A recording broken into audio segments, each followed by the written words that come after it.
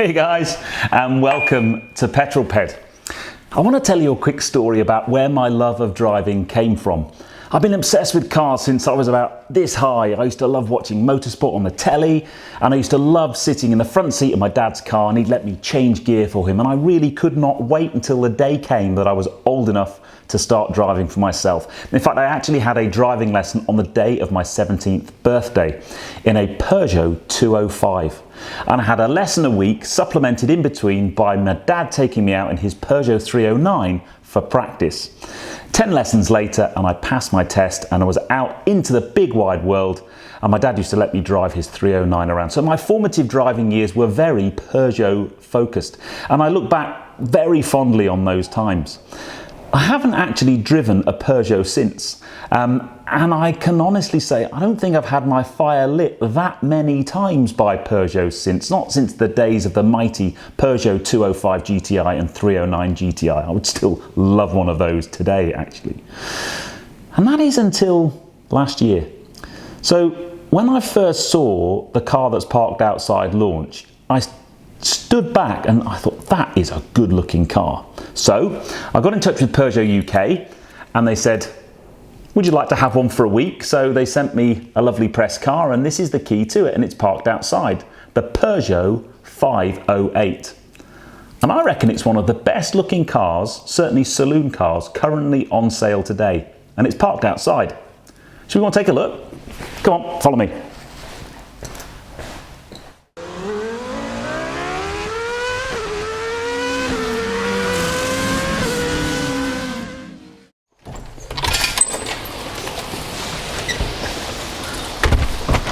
See? Told you. That's a good looking car. Now, where do we start? Let's start at the front. This car's a mix of aggression and angles and creases and just interesting things. The way the front of the car, this kind of front part of the bonnet sticks out, and the way the lights are sculpted into the, I just think it looks different and exciting and interesting. I know for sure it's not going to be everybody's taste, but that front of this car, that is banging, absolutely banging. But when you start looking down the side of the car, the creases in the kind and the sculpture work in the side of the body is really something very special. But the back's good. I have chosen a really grotty day to film this car. I think the back of this car is helped even more by the particular spec of this press car. The black colour, the privacy glass, the smoked out rear lenses on the lights just makes it look really mean and aggressive, really murdered out.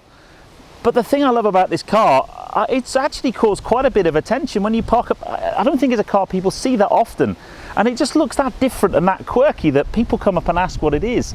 So if you were after a saloon car for work and wanted something a bit different from the normal formula, that's why I like this car so much. And it's got some cool features, certainly in terms of your how practical it is. You can wiggle your foot underneath and open the boot.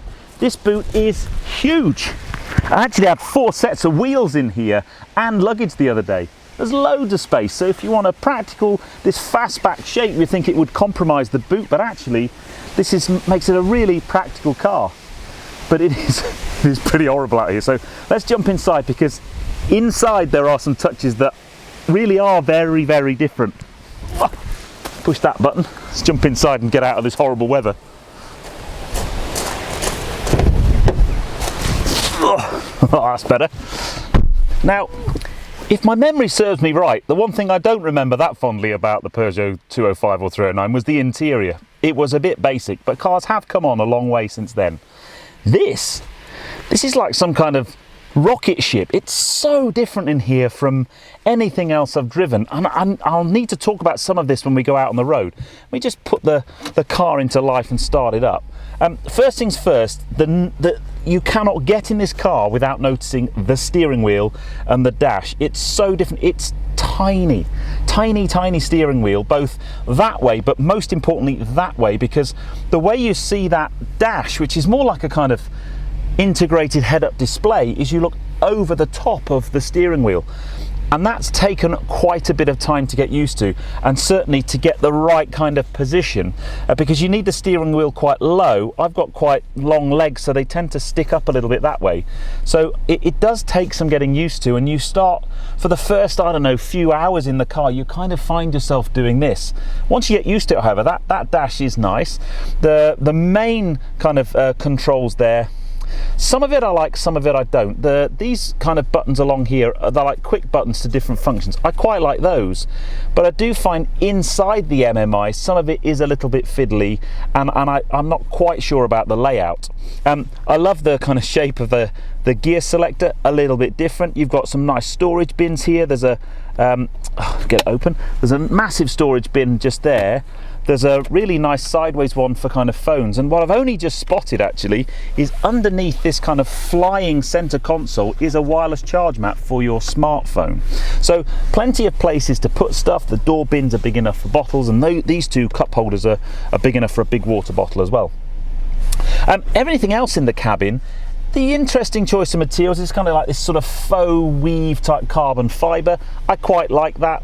I think some of the dash is trying a bit too hard to be funky, if I'm honest, but it kind of just looks different, and that's why I like the car. The seats, they look good. I'm not getting enough lower back support in the seats, and I can't quite get the right comfy driving position. But I would expect things like the seats and so on to be comfortable, because the average buyer of this car is going to do a lot of miles. I can imagine the kind of, you know, sales rep type car or executive type car. Apart from that, everything else in here, it's good. The visibility is pretty good. There is a bit of a blind spot at the back with the kind of fastback shape, and the roof in the back is a little bit low. So let's just jump in the back and see what the rear passenger room is like.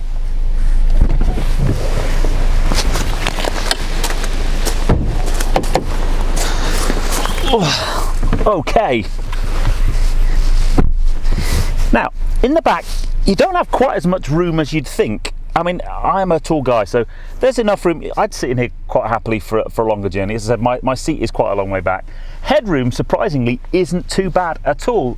If you put your head back, you are going to start fouling with the ceiling, but with the roof liner. But it's actually not too bad. So yeah, overall, in the back, it's a nice place. Certainly for smaller, you know, for kids and you know, smaller adults, absolutely fine. So I reckon we start going for a bit of a drive, because it's a really interesting car to drive. This really interesting. Actually, while I'm at it, another interesting thing. So you've basically got both the front and rear door are frameless, okay? And because of the design in the back, that means that this panel here doesn't come up and down. That window comes up down. That's like a kind of, you find yourself getting in at the car, closing the door with that window, and I'm sure you're going to get lots of smudgy fingerprints over there. So I'm just not quite sure about that. It's not a bad thing, but I'm just not sure. Let's go for a drive. Now, I've been using this car as my daily for the past week. I've done over 450 miles in it, on a range of different types of roads in different driving conditions, and overall I've been massively impressed. It's a really nice place to be. It's not a performance car, let's start that from the get-go. It's powered by a 1.6 litre 4-cylinder turbocharged petrol engine, and that produces 180 horsepower and 250 newton meters, so it's significantly less power than in my Mini. So it's certainly not going to set your pants on fire from a performance point of view. That said, it's by no means a slouch, this car. It nips along really nicely, and it has a couple of different driving modes, and like most of the time I get a press car, I basically stick it straight into the sport driving mode. So if you do that, it just sharpens things up a little bit, it holds onto gears a little bit longer, and it's just a more fun and engaging car to drive. So we're up in the sport mode now. Driving position wise, as I mentioned already, the steering wheel does get quite a bit of time to get used to. However, once you are used to it, it's very cool. You end up driving along like this quite a lot. I don't know why, it just feels like the kind of car to drive like that, which is wrong, I know. But no, it does take a bit of getting used to. But what you do get with a smaller steering wheel is a really nice steering feel. And the other thing that's amazing about this car, it's got a really great steering lock as well. So for manoeuvrability at low speeds, you would think small steering wheel, absolute nightmare. It's really not. The iCockpit ahead, some of the, you've got different modes or different settings you can have. At the moment I've got what they call dials, which is the most traditional. The thing that is a little bit weird is it's very Aston Martin-esque, is the rev counter goes that way, speedo goes that way.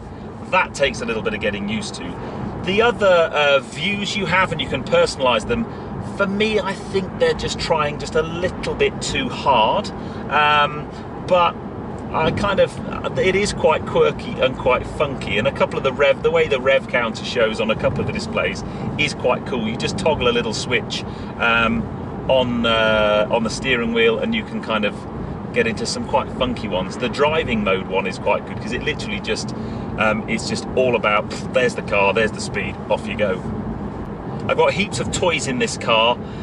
It's got lane assist, and it's pretty good actually. You probably could drive it without your hands on the steering wheel and it would take you around corners. Obviously I haven't done that.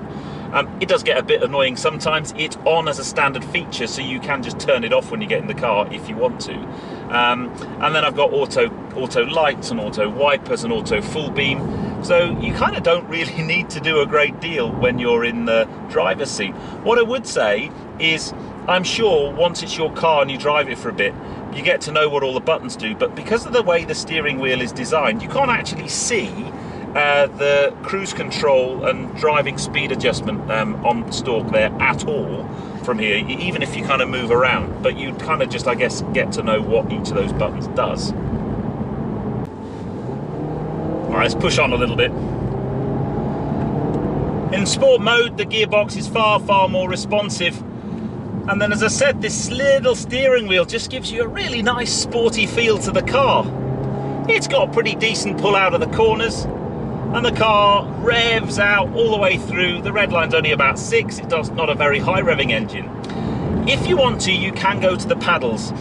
There's a little M button on this gear selector. You push M, you go into the paddles, and you've got paddle shifters behind the steering wheel, but they are mounted to the steering column, so they don't rotate when the steering wheel goes round. Now, I really like that in a car.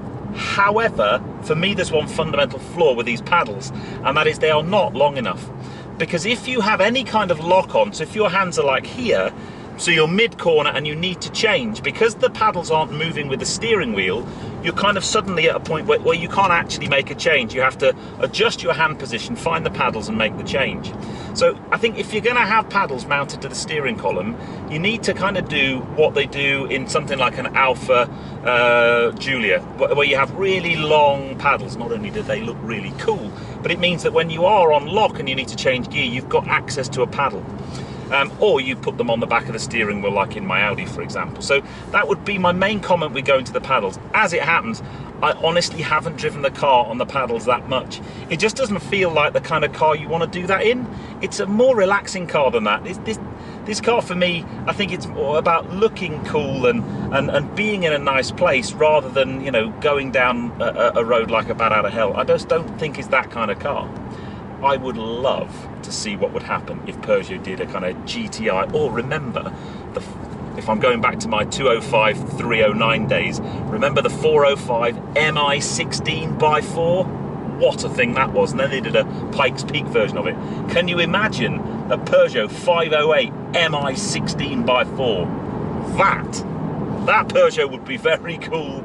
Very cool indeed. I'd love to see what would happen if you turned such a good looking car into a high performance saloon. But yeah, you go down a nice road like this, and it is a really nice car to drive. It has really good road manners, front wheel drive, enough power to zip along quite nicely. And once you get that driving position and it's comfortable, you know, it's a good place to be. A good place to be. Now, performance figure wise, this car will do 0 to 60 in 7.9 seconds and is electronically limited to 155 miles an hour top end. Fuel consumption wise, now interestingly, Peugeot quote 38 to 44 mpg. Now, my average mpg on my trip since I've had the car is about 35. miles per gallon, but the long-term trip on the car when it was delivered to me was 45. So it's a pretty frugal thing. It will certainly, you know, it's not too heavy on the old go-go juice. And I guess that's really important for the kind of person who's likely to buy this car. They are likely to do lots and lots of miles, so fuel economy becomes really, really important. In terms of cost, now this GT line car comes in at just a smidge under £32,000, although the car we're sat in is actually £33,500. It's got some quite nice options. It's got the upgraded Focus stereo, which I have to say is really very good, and a couple of other things too. So, you know, 33.5 grand, I think for this car, I think it's a really, really good price, because what you're going to do for that is you're going to buy a car that is different. You're going to buy a car that people are going to stop you and say, what's that? That's nice. Because that's what's happened to me, and I've only had the car a week. So yeah, I just think really, really interesting proposition.